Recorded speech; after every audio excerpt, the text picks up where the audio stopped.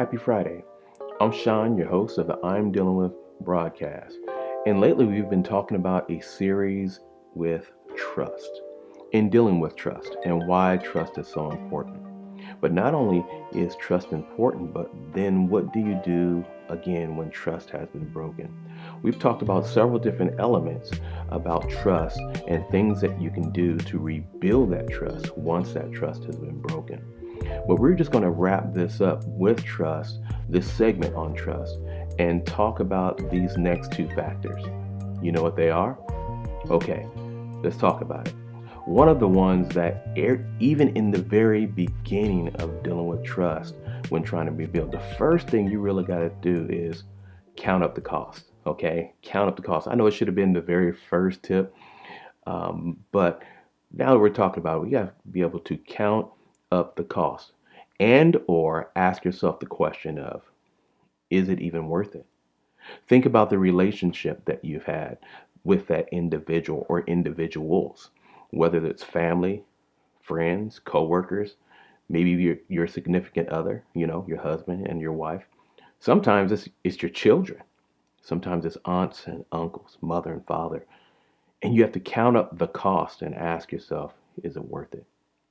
Because anytime you're rebuilding anything and trying to get back that trust, whether you're the cause of the trust or the recipient of the lack of trust, you always have to count up the cost and ask yourself, is it worth it? Is this something that can be salvaged? Is this something that can be harnessed? Is this something that can be turned into a beautiful thing later on down the line? Or is it something that I just need to go, you know what? Forget it. And sometimes we all have to go through that because sometimes, even in dealing with trust, you find out that sometimes we sow into people or reveal things to people only to find out that they didn't have our best interest in mind. Because everyone that comes into your life, not everyone, but people come into your life for different reasons. And usually it's two reasons. Want to know what they are? Number one, they come into your life to build you. They come into your life to enhance you. They come into your life to give to you, to push you, to grow you. Yeah, those are the type of people that you really want in your life. The sad part about it is the other kind of people is sometimes the ones that we lose our trust with, and those are the ones that take from you. So again, number one is those that give to you, meaning they enhance your life, and then number two are those that take from your life. And there's nothing like trying to sow into someone, or you try to reveal some things to somebody, or as the Bible likes to say, cast not your pearls before swine, and you find out later on they're swine, and they're not angels. They're not people put into your life for a great purpose to help build you, but they come into your life to steal from you. And these I like to call suckers. Oh yeah, back in the day we used to call, man, he was a sucker, right? We talked about stuff like that, right? But these suckers are like leeches. These are the people that sap your energy. They drain from your life. They pull from you, or they try to get so much information from you so they can spew it out to the land.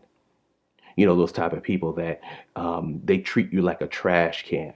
You show up and they want to dump everything into your life and then walk away and leave you with the trash. Yes, it happens where they leave you with the trash. They leave you with the garbage, and then it's up to you to try to dump it off. What's up with that, right? And sometimes you have to ask yourself, is it worth it? Or count up the cost. And in both examples, both those that enhance your life and those that take away from you, those two kinds of people are people that are going to come into your life constantly. Understanding, though, you do have to understand what season you're in. Because sometimes people come into your life to build you. Some people come into your life to help purge, prune, and things of that sort. Sometimes the people that you think are sometimes suckers because they're really always kicking you in the rear end is because they're trying to get you to start. Many times, our trust is jacked up or misplaced because we want people in our lives to agree with us. And not everybody that's going to come into your life is there to agree with you. Many are there to help you, to help mold you. And sometimes you're not going to always like what's being said. You're not going to always like the advice. You're not going to always like what's required. But it's there for the making of us. It's there to make us better. Because we all, both men and women, boys and girls, mothers and fathers, sisters and brothers, we all want to really be better. I don't think anybody wakes up every morning and thinks to themselves, okay, what can I really screw up today? I don't think anybody thinks like that. I think most people think to themselves, okay, how can I fix what I messed up yesterday? How can I do better? How can I help more? How can I give more? How can I be a better customer service person, a better manager, a better supervisor, a better lead, a better pastor, a better minister, better evangelist, better mother, better father, better sister, better brother? I think most of us think like that. But hate to say it, there are some that don't always think like that. Some people are not always there, like I said, to enhance you. They're there to take from you, to make deposits into your life that are not great deposits. It's the type of deposit that takes from you. There's nothing like, many of us having what I like to call this ATM mentality. Yes, I said it, that ATM mentality, where we go to the ATM expecting to withdraw something that we never deposited. Okay, that's a word right there. That we always go to that ATM expecting to pull out that 100 or that 1,000, that 20, that $2,000, but you've never deposited anything into it. And that's what relationships are like. Where many times we're looking to pull something out of a relationship that we've never put into it. We're looking to pull out that friend. We're looking to pull out that trust. We're looking to pull out that love, but we are not depositing love. We're not depositing trust. We're not depositing satisfaction. We're not depositing someone who can sit in silence and listen. We're not depositing a friend till the end, but we want to withdraw that. So in this regard, you have to count up the cost. And then this last point in dealing with trust, very significant point. When you're trying to rebuild anything with one person or maybe a group of people, again, whether you're on the receiving end or you're the person that caused it, the one thing you must understand and know. You ready for this? Last point. Understand that when you go through this, you don't have to be alone. It's very imperative, very important that you find somebody that you can take with you in this journey, in this process.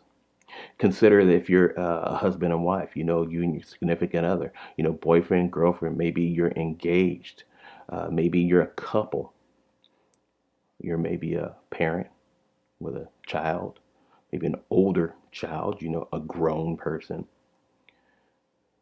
Many times it's very wise to sit down with somebody and discuss it. A neutral party, somebody who doesn't have any skin in the game, as we say. That means somebody who's not going to be biased to the situation. You want somebody who necessarily, maybe somebody who doesn't know you, maybe doesn't know your counterpart, to be able to sit to where you can actually maybe air out your differences. Not necessarily use them as a trash can, but maybe to get some better insight. Because a lot of times, let's be truthful, many times we only see things from our own personal perspective.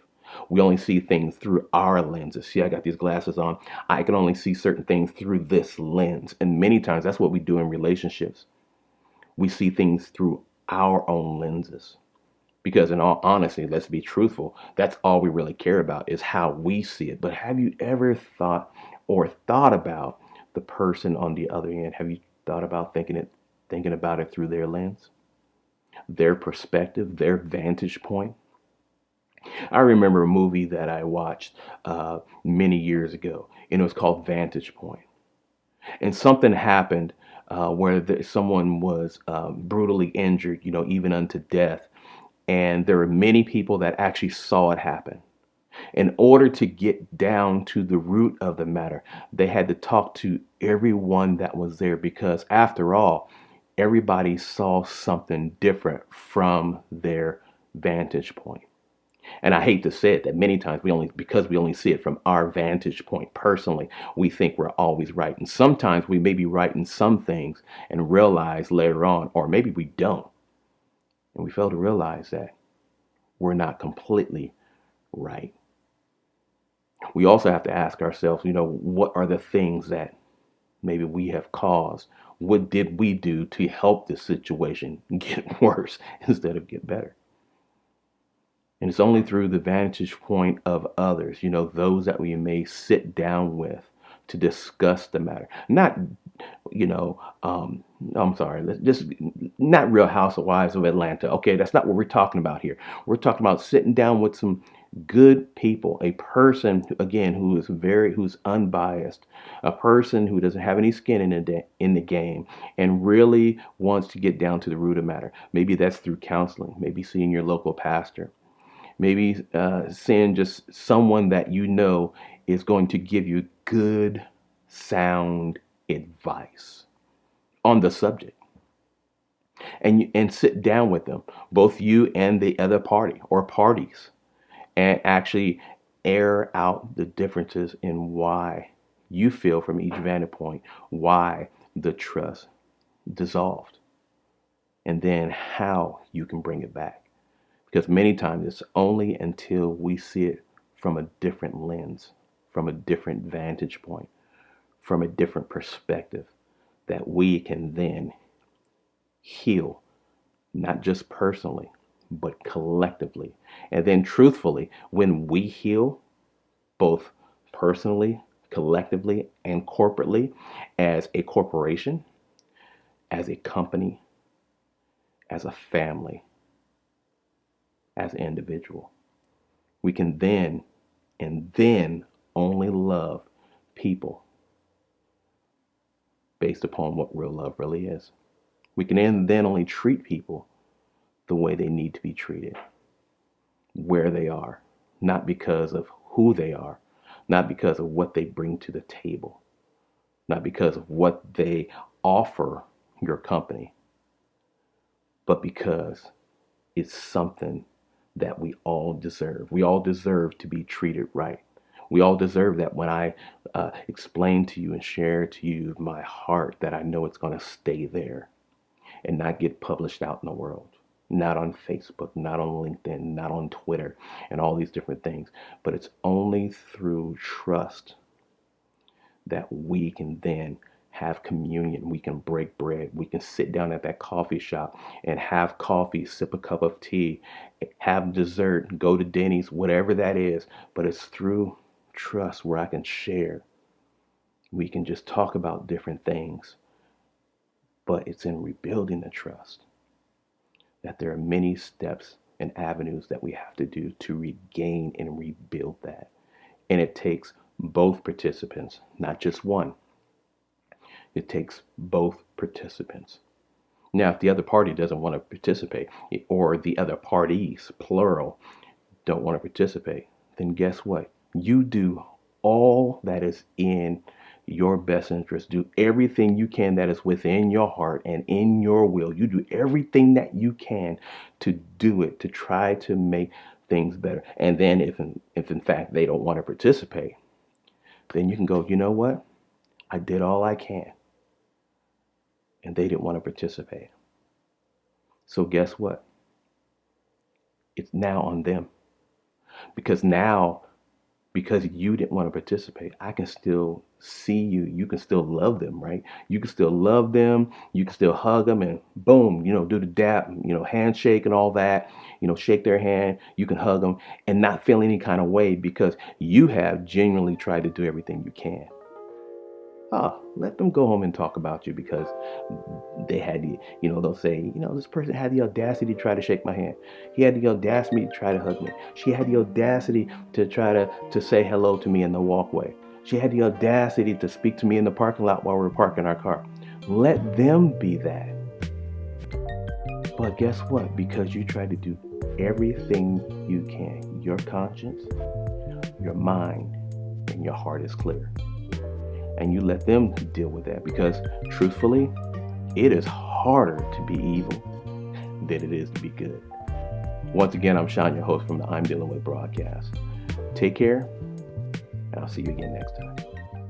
Goodbye for now.